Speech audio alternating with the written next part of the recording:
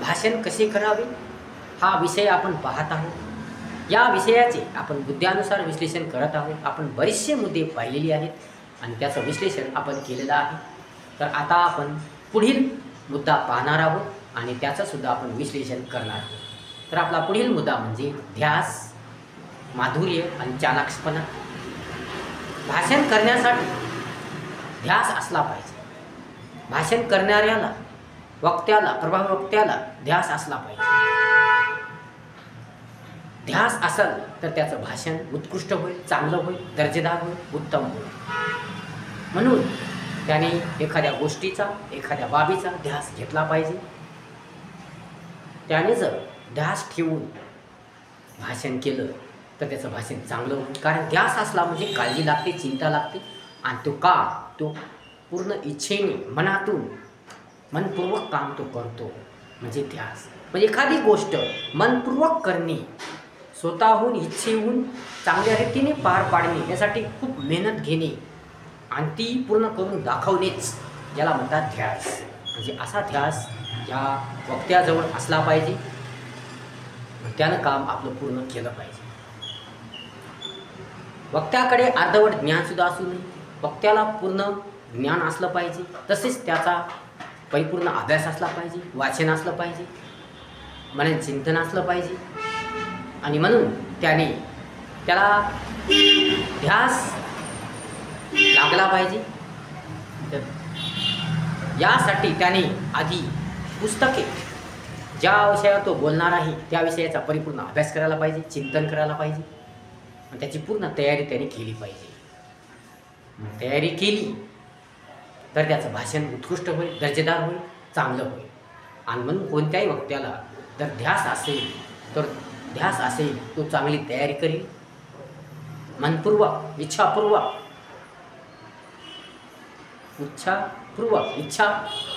इच्छा तयारी ठेवून, जिद्द चिकाटी ठेवून, आवड गोडी ठेवून एखादं काम मन लावून करेल आणि मग त्याचं ते भाषण उत्कृष्ट होईल, चांगले होईल, दर्जेदार होईल। म्हणून वक्त्याला ध्यास असला पाहिजे, काळजी असली पाहिजे, चिंता असली पाहिजे। त्याच्या मुखातून चांगले विचार निघाले पाहिजे, त्याच्या मुखातून चांगले शब्द निघाले पाहिजे, त्याच्या मुखातून योग्य, लायक, सुंदर, उत्कृष्ट बोल निघाले पाहिजे, स्वर निघाले पाहिजे। शब्दाची मांडणी व्यवस्थितपणे केली पाहिजे। हे जर त्याला ध्यास असेल तर शक्य होते। म्हणून त्याला ध्यास असला पाहिजे, काळजी असली पाहिजे, चिंता असली पाहिजे। कारण ध्यास नसेल तर एखादं काम चांगल्या रीतीने होणार नाही, चांगलं होणार नाही। म्हणून त्यानं ध्यास घेतला पाहिजे, त्याला ध्यास असला पाहिजे। म्हणजे मी हे साध्य करून दाखवणारच, मी हे पूर्ण करणारच, असा त्याचा ध्यास असला पाहिजे। म्हणून ध्यास असेल तर पूर्ण काम होऊन जातं, काम एखादं पूर्ण होऊन जातं। म्हणजे एखाद्या गोष्टीचा पाठलाग करणे, एखाद्या गोष्टीचा ध्यास घेणे, याचा अर्थ ते काम परिपूर्ण करून टाकणे, पूर्ण करून टाकणे। यासाठी तयारी पाहिजे, जिद्द पाहिजे, चिकाटी पाहिजे, आवड पाहिजे, गोडी पाहिजे आणि ती करण्याची, कष्ट करण्याची, मेहनत करण्याची तयारी पाहिजे आणि त्याचं वाचनही पाहिजे, त्याचा अभ्यासही पाहिजे। तर ध्यास लागतो आणि काम परिपूर्ण होतं। म्हणून भाषण करणाऱ्या वक्त्याला, प्रभावी वक्त्याला ध्यास असला पाहिजे, ध्यास असला पाहिजे। मग तो कोणत्याही विषयावर बोलत असेल, कोणताही विषय असो, त्या विषयावर तो बोलत असेल त्यासाठी त्याला ध्यास असला पाहिजे आणि त्याच रीतीने तो बोलला पाहिजे। त्याच्या मुखातून निघणारे शब्द, त्याच्या मुखातून निघणारे स्वर, त्याने केलेली शब्दाची मांडणी, त्याने मांडलेले विचार, हे सर्व समाजाच्या हिताचे, लोकांच्या हिताचे असले पाहिजे। ते लोकांना पटले पाहिजे, त्याच्यातून लोकांचं समाधान झालं पाहिजे आणि लोकांनी प्रोत्साहन दिलं पाहिजे। श्रोत्यांनी विचारलेल्या प्रश्नांची उत्तरं सुद्धा समाधानकारक देता आली पाहिजे। यासाठी एखाद्या गोष्टीचा ध्यास पाहिजे, एखाद्या गोष्टीची मनपूर्वक तयारी पाहिजे, काळजी चिंता पाहिजे। म्हणून ध्यास असणे गरजेचं आहे, आवश्यक आहे.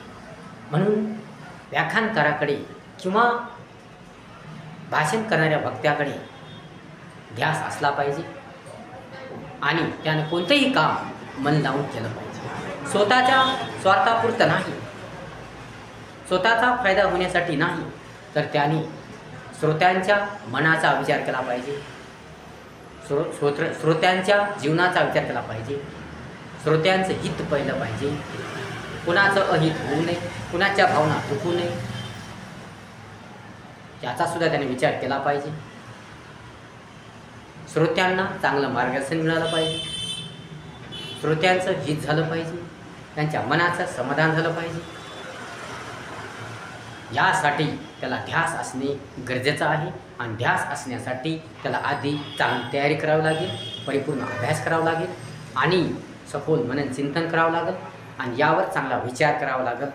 तर त्याचं काम दर्जेदार होईल, उत्तम होईल, चांगले होईल.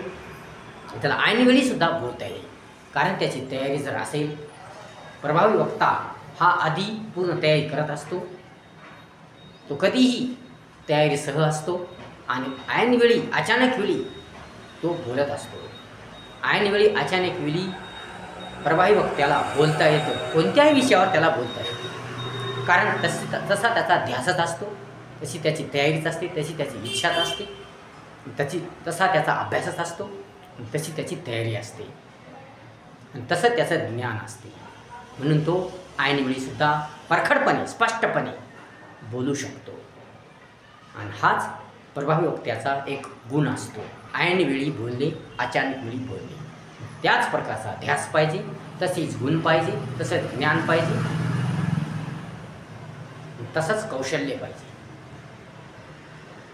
तर ऐनवेळी अचानक वेळी बोलता येतं आणि श्रोत्यांना आपलं म्हणणं पटवून देता येतं.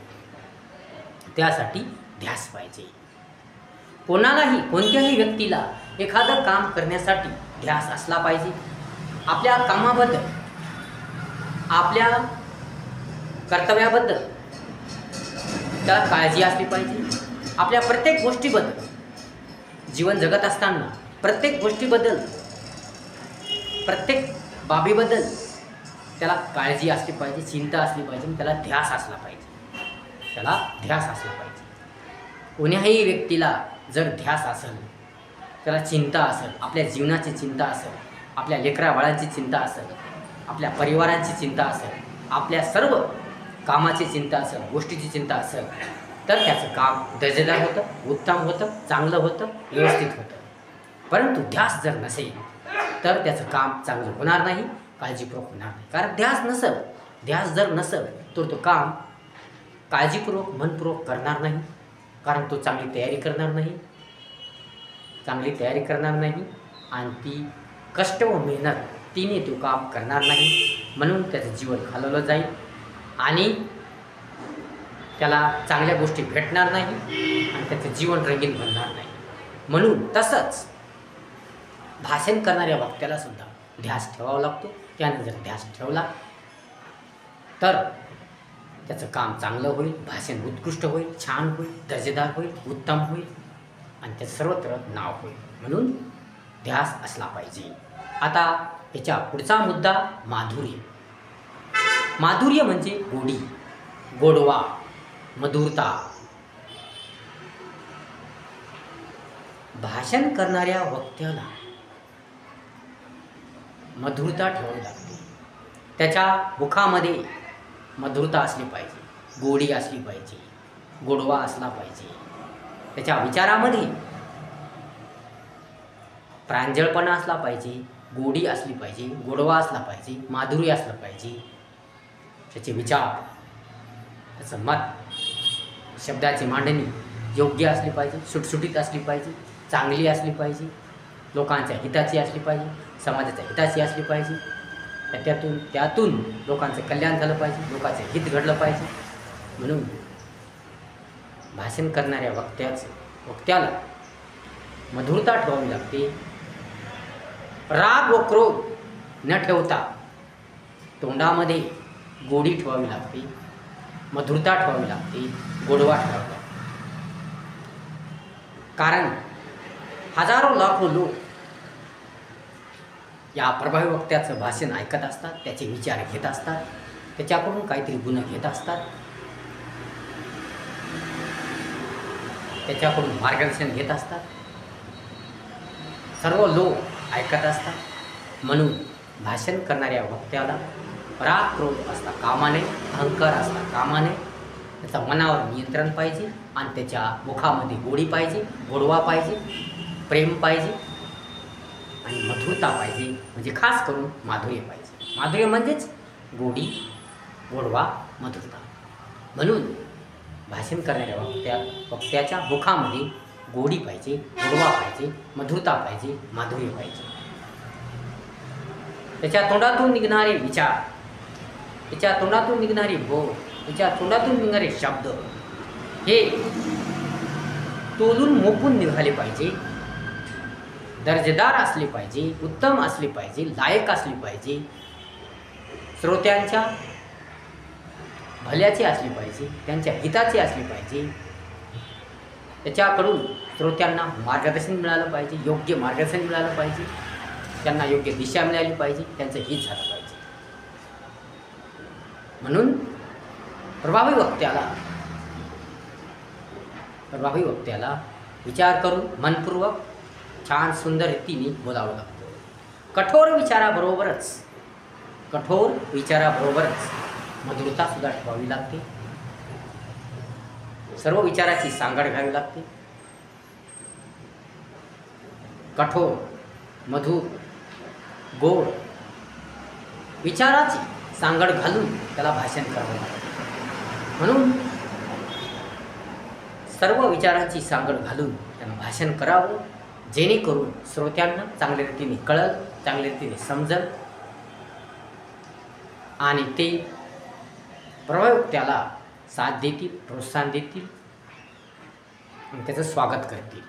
म्हणून प्रभावी वक्त्याजवळ मधुरता पाहिजे, गोडी पाहिजे, गोडवा पाहिजे, माधुर्य पाहिजे.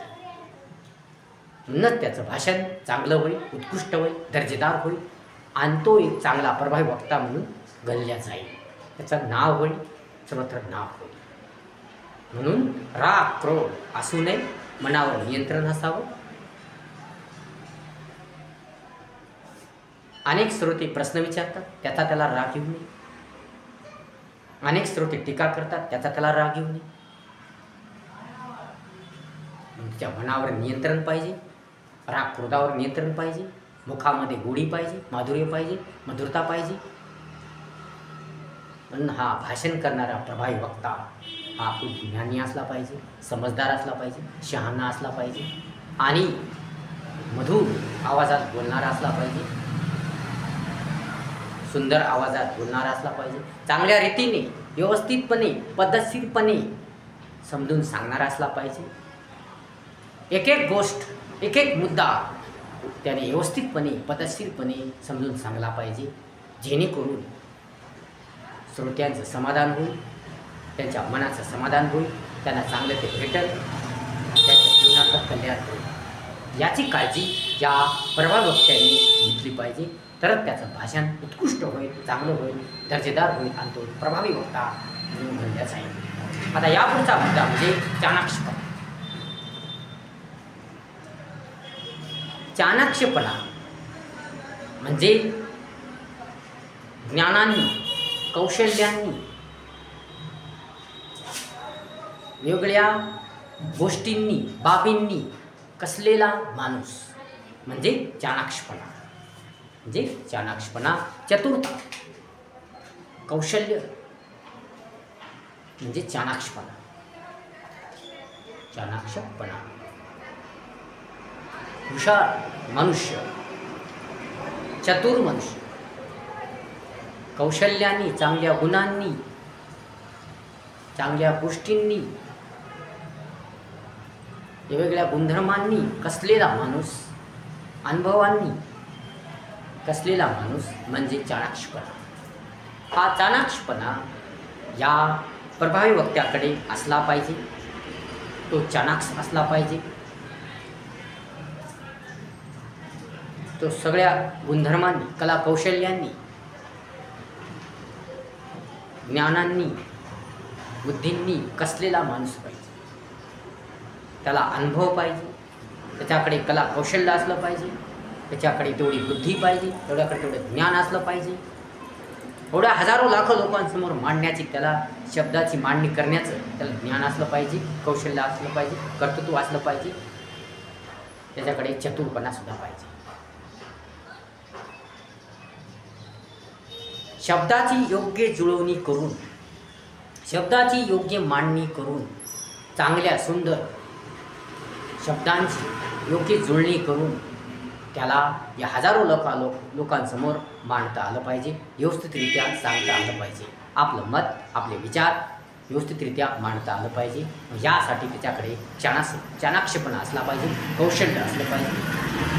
कुशलपूर्वक, कौशल्यपूर्वक एखादी गोष्ट, एखादा मुद्दा त्याने लोकांना समजून सांगला पाहिजे, श्रोत्यांना समजून सांगला पाहिजे. तेवढं त्याच्याकडे कौशल्य असलं पाहिजे, चाणाक्षपणा त्याच्याकडे पाहिजे, तेवढी चतुरता त्याच्याकडे पाहिजे, तेवढी बुद्धिक्षमता त्याच्याकडे पाहिजे, तेवढं ज्ञान त्याच्याकडे पाहिजे. एखादा विषय किती गंभीर असो या कठीण असो, या कितीही बिकट असो, या कितीही किचकट असो, परंतु त्या विषयाचे चांगल्या रीतीने, व्यवस्थितपणे, पद्धतशीरपणे मार्गदर्शन करणे, त्याची मांडणी व्यवस्थितपणे करणे, एक एक शब्द व्यवस्थितरित्या, पद्धतशीररित्या समजून सांगणे, म्हणजेच चाणाक्षपणा होय. आणि म्हणून हे सर्व त्यांना सांगता आलं पाहिजे, हे प्रवाही वक्त्याला सांगता आलं पाहिजे. किती कठीण विषय असो, किती कठीण बाब असो, किती कठीण परिस्थिती असो, स्थिती असो, त्याचा सामना करता आला पाहिजे आणि त्या विषयाची, त्या शब्दांची मांडणी त्यास करता आली पाहिजे. म्हणून त्याच्याकडे कौशल्य असलं पाहिजे, स्किल असलं पाहिजे, कुशलता असली पाहिजे, ज्ञान असलं पाहिजे, बुद्धी असली पाहिजे, सर्व प्रकारचे गुण या प्रभावी वक्त्याकडे पाहिजे. तेव्हा तो आपले विचार लोकांसमोर परखडपणे, स्पष्टपणे, प्रभावीपणे मांडेल आणि लोकांचं समाधान होईल. लोकांना पाहिजे ते मिळेल, हवे ते मिळेल, लोकांच्या मनाचं समाधान होईल, लोकांना ते पटेल, त्यातून समाजाचं ते लोकांचं हित होईल. असले गुण या प्रभावी वक्त्याकडे असणे आवश्यक आहे. तर त्याचं भाषण उत्कृष्ट होईल, चांगलं होईल आणि तो एक प्रभावी वक्ता म्हणून गणला जाईल. अशा प्रकारे भाषण करण्यासाठी ध्यास, माधुर्य आणि चाणाक्षपणा हे गुण असणे आवश्यक आहे.